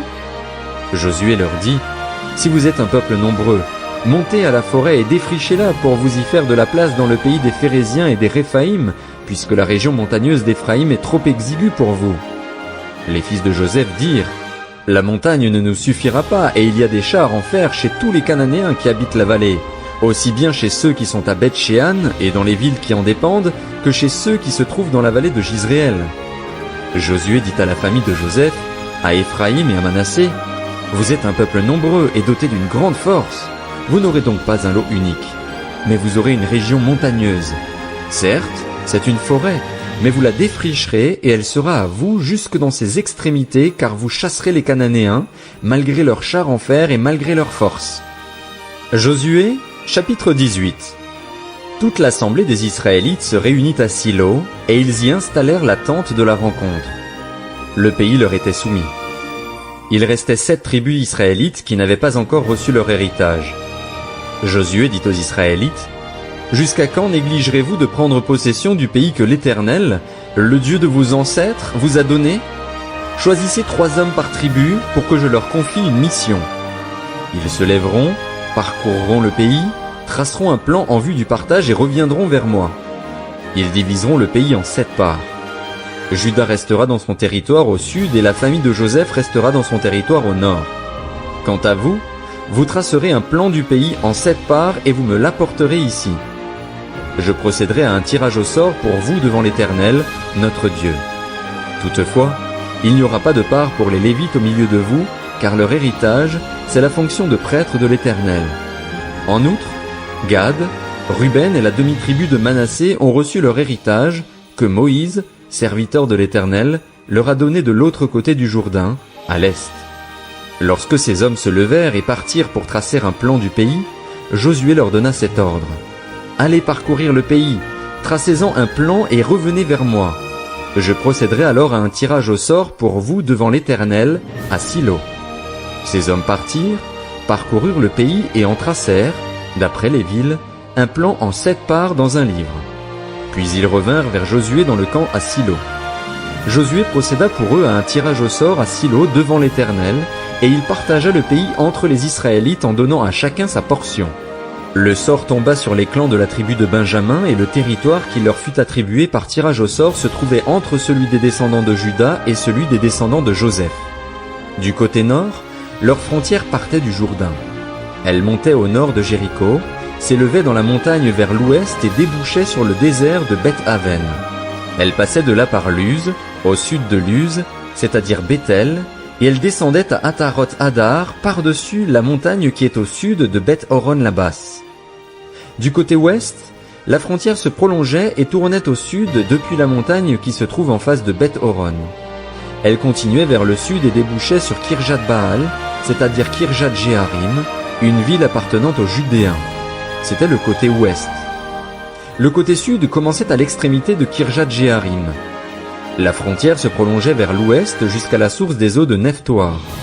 Elle descendait à l'extrémité de la montagne qui se trouve en face de la vallée de Ben-Hinnom, au nord de la vallée des Réphaïm. Elle descendait par la vallée de Hinnom, sur le côté sud des Jébusiens, jusqu'à En-Rogel. Elle se dirigeait vers le nord à En-Shemesh, puis à Guélilot, qui fait face à la montée d'Adumim, et elle descendait à la pierre de Bohan, fils de Ruben. Elle passait sur le côté nord en face d'Araba, descendait à Araba et continuait sur le côté nord de Beth-Hogla pour déboucher sur la langue nord de la mer Morte, vers l'embouchure du Jourdain au sud. C'était la frontière sud. Du côté de l'est, le Jourdain formait la limite. Tel fut l'héritage des clans des Benjaminites, avec ses frontières de tous les côtés.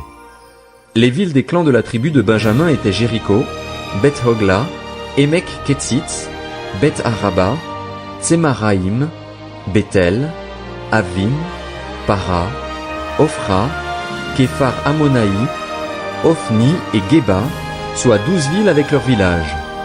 Gabaon, Rama, Béhéroth, Mitzpé, Képhira, Motsa, Rekem, Jirpil, Taréala, Zéla, Élèph, Jébus, c'est-à-dire Jérusalem, Gibéat et Kirjat, soit 14 villes avec leurs villages.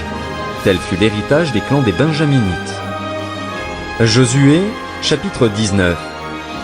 La deuxième part fut attribuée par tirage au sort à Siméon, au clan de la tribu de Siméon. Leur héritage était situé au milieu de celui des Judéens. Ils eurent dans leur héritage Beer-Sheba, Sheba, Molada, Hatsar-Shual, Bala, Hatsem, El-Tolad, Béthul, Horma, Tsiklag, Beth-Markabot, Hatsar-Susa, Beth-Léabot et Charushen, soit 13 villes avec leurs villages. Haïn, Rimon, Éther et Achan, soit 4 villes avec leurs villages. Ils eurent aussi tous les villages situés aux environs de ces villes jusqu'à Baalat-Béer, c'est-à-dire Ramat du sud. Tel fut l'héritage des clans de la tribu de Siméon. L'héritage des Siméonites fut pris sur la portion des Judéens. En effet, la portion des Judéens était trop grande pour eux et c'est au milieu de leur héritage que les Siméonites reçurent le leur. La troisième part fut attribuée par tirage au sort au clan des Zabulonites. La frontière de leur héritage s'étendait jusqu'à Sarid. Elle montait à l'ouest vers Maréala et touchait Dabéchet, puis le torrent qui coule devant Joknéam. De Sarid, elle tournait à l'est, vers le soleil levant, jusqu'à la frontière de Kislot-Tabor, continuait à Dabrat et montait à Japhia. De là, elle passait à l'est par Gita-Épher, par Itakatsin, continuait à Rimon et se prolongeait jusqu'à Néa. Elle tournait ensuite du côté du nord vers Anaton et débouchait sur la vallée de Jiftar-El. Leur territoire comprenait en outre Katat, Nahalal, Shimron, Jidéala, Bethléem. Il y avait 12 villes avec leurs villages. Tel fut l'héritage des clans des Zabulonites. C'étaient ces villes-là et leurs villages. La quatrième part fut attribuée par tirage au sort à Issachar, au clan des Issacharites. Leurs frontières passaient par Jizréel, Kesulot, Sunem, Apharaïm, Shion, Anasharat, Rabit, Kishjon, Abetz, Remet, En-Ganim, En-Hada et Bet-Patsetz. Elle touchait Tabor, Shashatsima, Beth-Shemesh et débouchait sur le Jourdain. Leur territoire comprenait 16 villes avec leurs villages. Tel fut l'héritage des clans de la tribu d'Issachar. C'étaient ces villes-là avec leurs villages. La cinquième part fut attribuée par tirage au sort au clan de la tribu d'Azer. Leurs frontières passaient par Elkat, Hali, Béten, Akshaf, Alamélec, Améad et Michéal. Elle touchait, vers l'ouest, le Carmel et le Sishor Libnat. Puis elle tournait du côté de l'est à Beth-Dagon, atteignait Zabulon et la vallée de Jiftar-El au nord de Beth-Émek et de Neyel et se prolongeait vers Kabul à gauche, ainsi que vers Hébron, Rehob, Ammon et Cana jusqu'à Sidon-la-Grande. Elle tournait ensuite vers Rama jusqu'à la ville fortifiée de Tyr et vers Oza, pour déboucher sur la mer en passant par la région d'Akzib. Leur territoire comprenait de plus Huma, Aphek et Rehob. Il y avait 22 villes avec leurs villages. Tel fut l'héritage des clans de la tribu d'Azer. C'étaient ces villes-là et leurs villages. La sixième part fut attribuée par tirage au sort au clan des Nephtalites. Leurs frontières s'étendaient depuis Hélèph, depuis le chêne de Tsaananim, passaient par Adami-Nekeb et Jabnil jusqu'à Lakum et débouchaient sur le Jourdain. Elle tournait vers l'ouest à Aznot-Tabor et de là continuait à Hukok. Elle touchait Zabulon du côté du sud, Azer du côté de l'ouest et Juda. Le Jourdain était du côté de l'est. Les villes fortifiées étaient Tsidim, Tser, Hamat, Rakat, Génézaret, Adama, Rama, Hatzor, Kedesh, Édréi, En-Hatzor, Jiréon, Migdal-El, Horem, Beth-Anat et Beth-Shemesh. Il y avait 19 villes avec leurs villages. Tel fut l'héritage des clans de la tribu de Nephtali. C'étaient ces villes-là et leurs villages. La septième part fut attribuée par tirage au sort au clan de la tribu de Dan. Le territoire dont ils héritèrent comprenait Tsoréa, Eshtaol, Ir-Shemesh, Shaalabin, Ajalon, Jitla, Elon, Timnata, Ekron, Elteke, Gibéton, Baalat, Jéhud, Bénéberak, Gathrimon, Méjarkon et Rakon, avec le territoire qui fait face à Jaffa. Toutefois, le territoire des Danites dépassa ses limites. Les Danites montèrent et combattirent contre l'Échem. Ils s'en emparèrent et la frappèrent du tranchant de l'épée. Ils en prirent possession, s'y installèrent et l'appelèrent Dan, du nom de leur ancêtre Dan. Tel fut l'héritage des clans de la tribu de Dan. C'étaient ces villes-là et leurs villages. Lorsqu'ils eurent fini de procéder au partage du pays d'après ses frontières, les Israélites donnèrent à Josué, fils de Nun, une possession au milieu d'eux. Conformément à l'ordre de l'Éternel, ils lui donnèrent la ville qu'il avait demandée, Timnath-Sérar, dans la région montagneuse d'Éphraïm. Josué reconstruisit la ville et y habita. Tels sont les héritages que le prêtre Éléazar, Josué, fils de Nun, et les chefs de famille des tribus israélites distribuèrent par tirage au sort devant l'Éternel à Silo, à l'entrée de la tente de la rencontre. Ils mirent ainsi un terme au partage du pays. Josué, chapitre 20.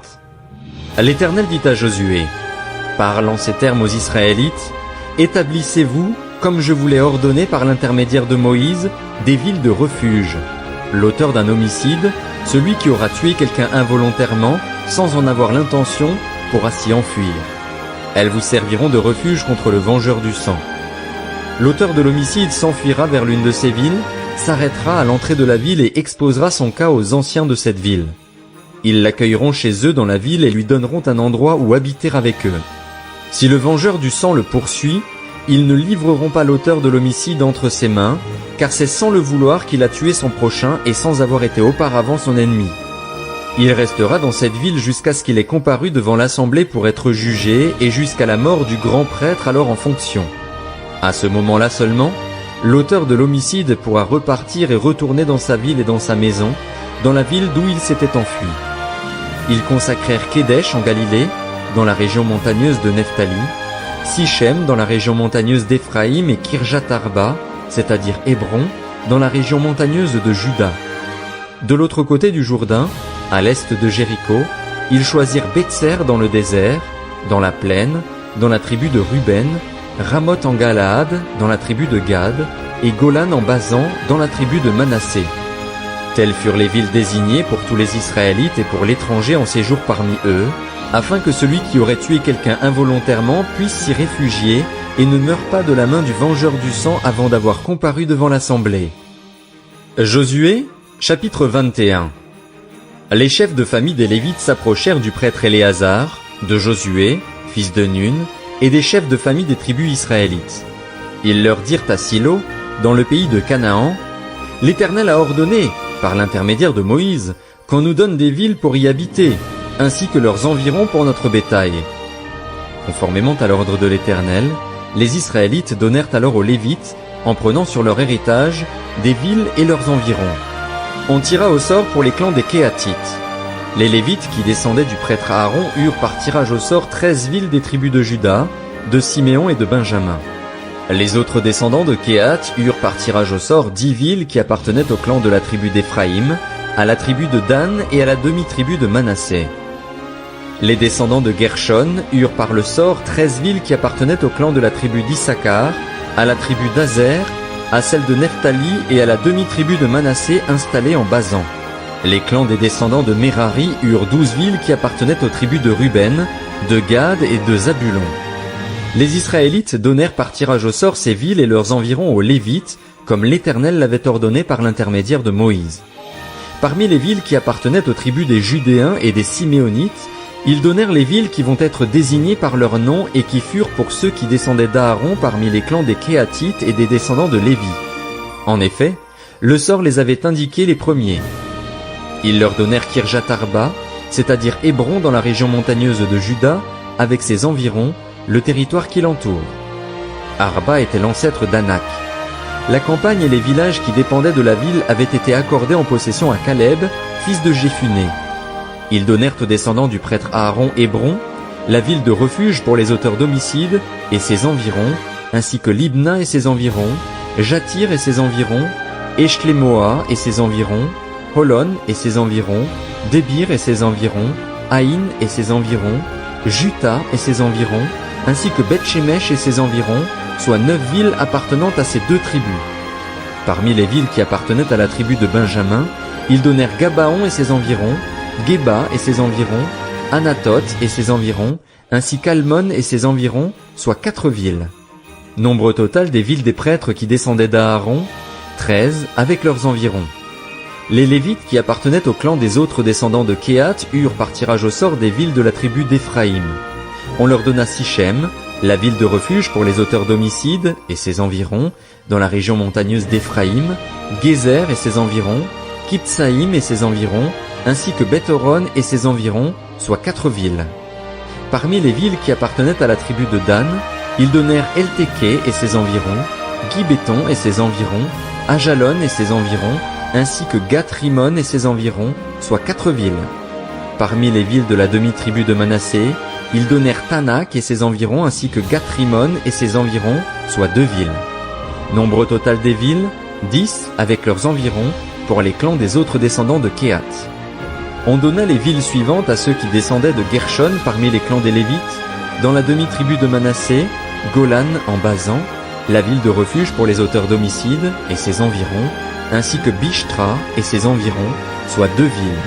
Dans la tribu d'Issachar, Kishjon et ses environs, Dabrat et ses environs, Jarmut et ses environs, ainsi qu'Enganim et ses environs, soit 4 villes. Dans la tribu d'Azer, Mishéal et ses environs, Abdon et ses environs, Elkat et ses environs, ainsi que Rehob et ses environs, soit 4 villes. Et dans la tribu de Nephtali, Kedesh en Galilée, la ville de refuge pour les auteurs d'homicides et ses environs, Hamoth Dor et ses environs, ainsi que Cartan et ses environs, soit 3 villes. Nombre total des villes attribuées au clan des Gershonites, 13, avec leurs environs. On donna au reste des Lévites, à ceux qui appartenaient au clan des descendants de Merari, dans la tribu de Zabulon, Jokneam et ses environs, Karta et ses environs, Dimna et ses environs, ainsi que Nahalal et ses environs, soit 4 villes. Dans la tribu de Ruben, Betser et ses environs, Jatsa et ses environs, Kédémoth et ses environs, ainsi que Méphat et ses environs, soit 4 villes. Dans la tribu de Gad, Ramoth en Galaad, la ville de refuge pour les auteurs d'homicides et ses environs, Mahanaïm et ses environs, Esbon et ses environs, ainsi que Jaézer et ses environs, soit en tout 4 villes. Nombre total des villes qui furent attribuées par tirage au sort au clan des descendants de Merari, qui formaient le reste des clans des Lévites, 12. Le nombre total des villes des Lévites situées au milieu des propriétés des Israélites était de 48, avec leurs environs. Chacune de ces villes était donnée avec ses environs, avec le territoire qui l'entourait, il en allait de même pour toutes ces villes. C'est ainsi que l'Éternel donna à Israël tout le pays qu'il avait juré de donner à leurs ancêtres. Ils en prirent possession et s'y installèrent. L'Éternel leur accorda du repos de tous côtés, comme il l'avait juré à leurs ancêtres. Aucun de leurs ennemis ne put leur résister et l'Éternel les livra tous entre leurs mains. De toutes les bonnes paroles que l'Éternel avait dites à la communauté d'Israël, aucune ne resta sans effet, toutes s'accomplirent. Josué, chapitre 22. Alors Josué appela les Rubénites, les Gadites et la demi-tribu de Manassé. Il leur dit, « Vous avez respecté tout ce que vous a prescrit Moïse, le serviteur de l'Éternel, et vous m'avez obéi dans tout ce que je vous ai ordonné. Vous n'avez pas abandonné vos frères, et ce sur une très longue période jusqu'à aujourd'hui, et vous avez gardé les ordres, les commandements de l'Éternel, votre Dieu. Maintenant que l'Éternel, votre Dieu, a accordé du repos à vos frères, conformément à ce qu'il leur avait dit, retournez chez vous, rentrez dans vos tentes, dans le pays qui vous appartient et que Moïse, le serviteur de l'Éternel, vous a donné de l'autre côté du Jourdain. Veillez seulement à respecter et mettre en pratique le commandement et la loi que vous a prescrit Moïse, le serviteur de l'Éternel.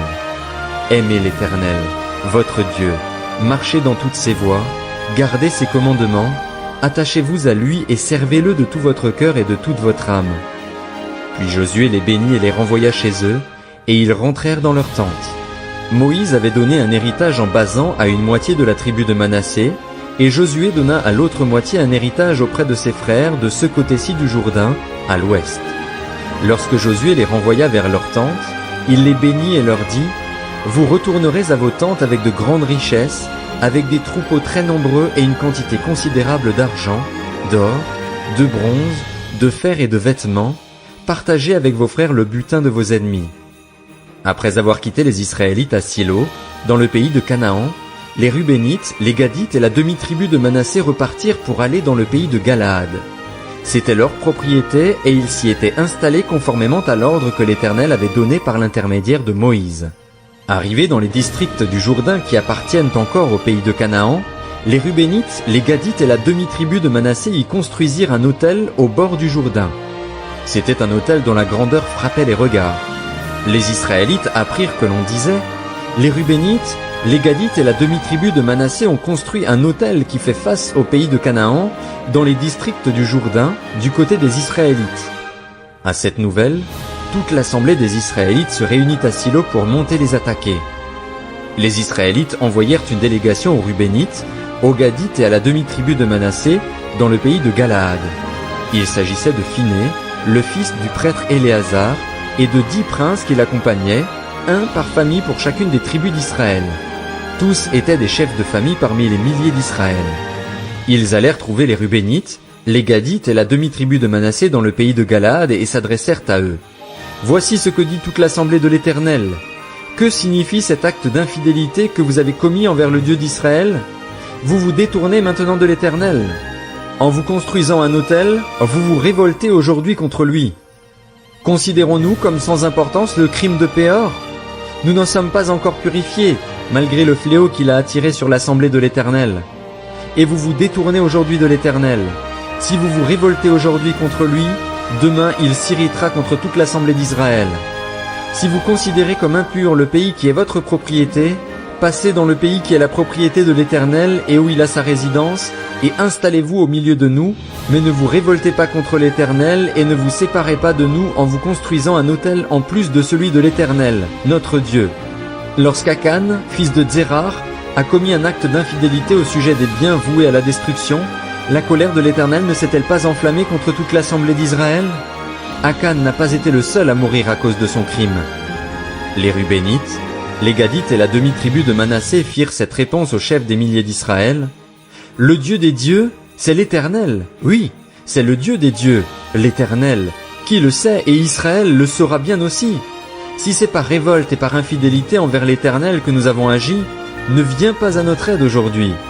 Si nous nous sommes construits un autel pour nous détourner de l'Éternel, si c'est pour y présenter des holocaustes et des offrandes et si c'est pour y faire des sacrifices de communion, que l'Éternel lui-même nous en demande compte. Non, c'est plutôt par inquiétude que nous avons fait cela. Nous avons pensé que vos descendants diraient un jour au nôtre, « Qu'avez-vous à faire avec l'Éternel, le Dieu d'Israël ?» L'Éternel a établi le Jourdain comme une frontière entre nous et vous, descendants de Ruben et de Gad. Vous n'avez aucun droit de servir l'Éternel. À cause de vos descendants, les nôtres cesseraient alors de craindre l'Éternel. Voilà pourquoi nous nous sommes dit, « Construisons-nous donc un autel, non pour y offrir des holocaustes et pour des sacrifices, mais comme un témoin. Il témoignera entre nous et vous, entre nos descendants et les vôtres, que nous voulons servir l'Éternel devant lui par nos holocaustes et par nos sacrifices d'expiation et de communion.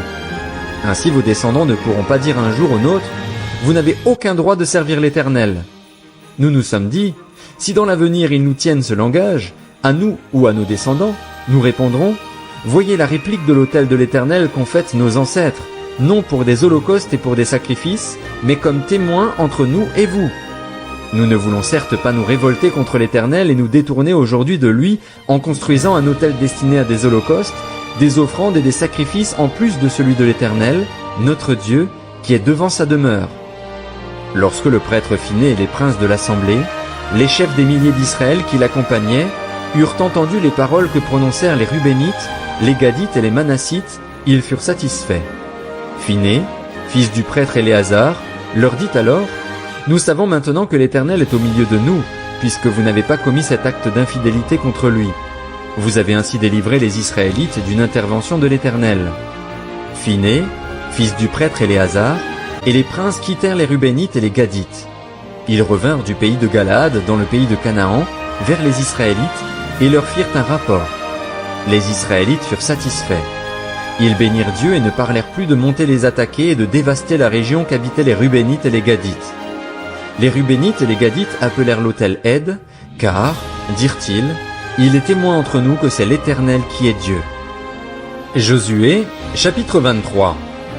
L'Éternel avait depuis longtemps donné du repos à Israël en le délivrant de tous les ennemis qui l'entouraient. Josué était vieux, il était d'un âge avancé. Alors Josué convoqua tout Israël, ses anciens, ses chefs, ses juges et ses officiers. Il leur dit, « Je suis vieux, je suis d'un âge avancé.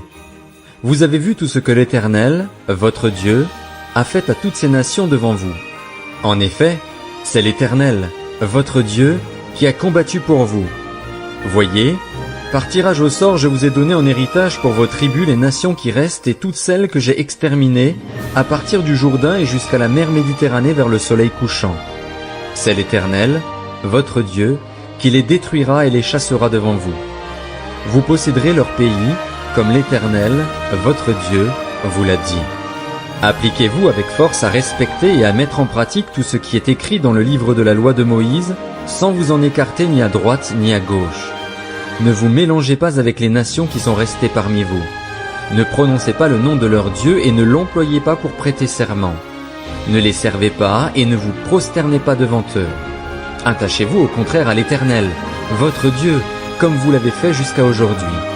L'Éternel a chassé devant vous des nations grandes et puissantes et personne, jusqu'à aujourd'hui, n'a pu vous résister. Un seul parmi vous en poursuivait 1000 parce que l'Éternel, votre Dieu, combattait pour vous, comme il vous l'a dit. Veillez donc attentivement sur vous-même afin d'aimer l'Éternel, votre Dieu. Si vous vous détournez de l'Éternel et que vous vous attachez aux nations qui restent encore parmi vous, si vous vous unissez à elles par des mariages et que vous vous mélangez les uns aux autres, soyez certains que l'Éternel, votre Dieu, ne continuera pas à chasser ces nations devant vous. Elles seront au contraire un filet et un piège pour vous, un fouet contre vos flancs et des épines dans vos yeux, jusqu'à ce que vous ayez disparu de ce bon terrain que l'Éternel, votre Dieu, vous a donné. Je m'en vais maintenant par le chemin commun à toute la terre. Reconnaissez de tout votre cœur et de toute votre âme qu'aucune des bonnes paroles dites à votre sujet par l'Éternel, votre Dieu, n'est restée sans effet. Toutes se sont réalisées pour vous, aucune n'est restée sans effet. Et de même que toutes les bonnes paroles que l'Éternel, votre Dieu, vous avez dites se sont accomplies pour vous, de même il accomplira toutes les paroles mauvaises contre vous, jusqu'à ce qu'il vous ait détruit et fait disparaître de ce bon terrain qu'il vous a donné. Si vous violez l'alliance que l'Éternel, votre Dieu, vous a prescrite et si vous allez servir d'autres dieux et vous prosterner devant eux, la colère de l'Éternel s'enflammera contre vous et vous ne tarderez pas à disparaître du bon pays qu'il vous a donné. Josué, chapitre 24. Josué rassembla toutes les tribus d'Israël à Sichem et convoqua les anciens d'Israël, ses chefs, ses juges et ses officiers. Ils se présentèrent devant Dieu. Josué s'adressa à tout le peuple. « Voici ce que dit l'Éternel, le Dieu d'Israël. Vos ancêtres, notamment Terah, père d'Abraham et de Nacor, habitaient autrefois de l'autre côté de l'Euphrate et servaient d'autres dieux. J'ai pris votre ancêtre Abraham de l'autre côté de l'Euphrate et je lui ai fait parcourir tout le pays de Canaan. J'ai multiplié sa descendance et je lui ai donné Isaac. J'ai donné à Isaac Jacob et Ésaü. J'ai donné la région montagneuse de Séhir en propriété à Ésaü, tandis que Jacob et ses fils sont descendus en Égypte. J'ai envoyé Moïse et Aaron et j'ai frappé l'Égypte par les prodiges que j'ai réalisés au milieu d'elle, puis je vous en ai fait sortir. J'ai fait sortir vos pères d'Égypte et vous êtes arrivés à la mer. Les Égyptiens poursuivaient vos pères jusqu'à la mer des roseaux, avec des chars et des cavaliers. Vos pères ont alors crié à l'Éternel et l'Éternel a mis des ténèbres entre vous et les Égyptiens. Il a ramené la mer sur eux et elle les a recouverts. Vos yeux ont vu ce que j'ai fait aux Égyptiens. Puis vous êtes restés longtemps dans le désert. Je vous ai conduits dans le pays des Amoréens, qui habitaient de l'autre côté du Jourdain, et ils ont combattu contre vous. Je les ai livrés entre vos mains. Vous avez pris possession de leur pays et je les ai détruits devant vous. Balak, fils de Tsippor, le roi de Moab, s'est levé et a combattu Israël. Il a fait venir Balaam, fils de Béor, pour qu'il vous maudisse, mais je n'ai pas voulu écouter Balaam. Il vous a béni et je vous ai délivré de Balak. Vous avez passé le Jourdain et vous êtes arrivés à Jéricho. Les habitants de Jéricho ont combattu contre vous, tout comme les Amoréens, les Phéréziens, les Cananéens, les Hittites, les Girgasiens, les Héviens et les Jébusiens. Je les ai livrés entre vos mains et j'ai envoyé devant vous les frelons, qui les ont chassés loin de vous, comme les 2 rois des Amoréens. Cela ne s'est pas passé grâce à ton épée ou à ton arc. Je vous ai donné un pays que vous n'aviez pas cultivé, des villes que vous n'aviez pas construites et que vous habitez. des vignes et des oliviers que vous n'aviez pas plantés et qui vous servent de nourriture. Maintenant, craignez l'Éternel et servez-le avec intégrité et fidélité. Faites disparaître les dieux que vos ancêtres servaient de l'autre côté de l'Euphrate et en Égypte et servez l'Éternel. Mais si vous ne trouvez pas bon de servir l'Éternel, choisissez aujourd'hui qui vous voulez servir. Soit les dieux que vos ancêtres servaient de l'autre côté de l'Euphrate, soit les dieux des Amoréens dans le pays desquels vous habitez. Quant à ma famille et moi, nous servirons l'Éternel. Le peuple répondit, nous n'avons certainement pas la pensée d'abandonner l'Éternel et de servir d'autres dieux. En effet, c'est l'Éternel qui est notre Dieu. C'est lui qui nous a fait sortir, nous et nos pères, d'Égypte, de la maison d'esclavage. C'est lui qui a réalisé sous nos yeux ces grands prodiges et qui nous a gardés pendant tout le chemin que nous avons parcouru et parmi tous les peuples au milieu desquels nous sommes passés. Il a chassé devant nous tous les peuples, y compris les Amoréens qui habitaient ce pays. Nous aussi, nous servirons l'Éternel, car c'est lui qui est notre Dieu. Josué dit au peuple, « Vous ne serez pas capables de servir l'Éternel, car il est un Dieu saint, il est un Dieu jaloux, il ne pardonnera pas vos transgressions et vos péchés. Lorsque vous abandonnerez l'Éternel et que vous servirez des dieux étrangers, il se retournera contre vous et vous fera du mal, et il vous fera disparaître après vous avoir fait tant de bien. » Le peuple dit à Josué, « Non, car nous servirons l'Éternel. » Josué répliqua au peuple, « Vous êtes témoins contre vous-même que c'est vous qui avez choisi l'Éternel pour le servir. » Ils répondirent, « Nous en sommes témoins. » Faites donc disparaître les dieux étrangers qui sont au milieu de vous et tournez votre cœur vers l'Éternel, le Dieu d'Israël. Le peuple dit à Josué, « Nous servirons l'Éternel, notre Dieu, et nous lui obéirons. » Josué conclut ce jour-là une alliance avec le peuple. Il lui donna une prescription et une règle à Sichem, et il écrivit tout cela dans le livre de la loi de Dieu. Il prit une grande pierre, qu'il dressa là, sous le chêne qui se trouvait à l'endroit consacré à l'Éternel. Puis il dit à tout le peuple, « La pierre que voici servira de témoin contre nous, car elle a entendu toutes les paroles que l'Éternel nous a dites. Elle servira de témoin contre vous, afin que vous ne reniez pas votre Dieu. » Josué renvoya alors le peuple, chacun dans son héritage. Après ces événements, Josué, fils de Nun, serviteur de l'Éternel, mourut. Il était âgé de 110 ans. On l'ensevelit dans le territoire dont il avait hérité, à Timnath-Sérar, dans la région montagneuse d'Éphraïm, au nord du mont Gaash. Israël servit l'Éternel durant toute la vie de Josué et durant toute la vie des anciens qui lui survécurent et qui connaissaient tout ce que l'Éternel avait fait en faveur d'Israël. Les Israélites avaient rapporté d'Égypte les ossements de Joseph. Ils furent enterrés à Sichem, dans la partie de terrain que Jacob avait achetée au fils de Hamor, le père de Sichem, pour 100 pièces d'argent et qui faisait partie de l'héritage des descendants de Joseph. Éléazar, le fils d'Aaron, mourut et on l'enterra à Gibéat Phiné. Cette colline avait été donnée à son fils Phiné et se trouvait dans la région montagneuse d'Éphraïm.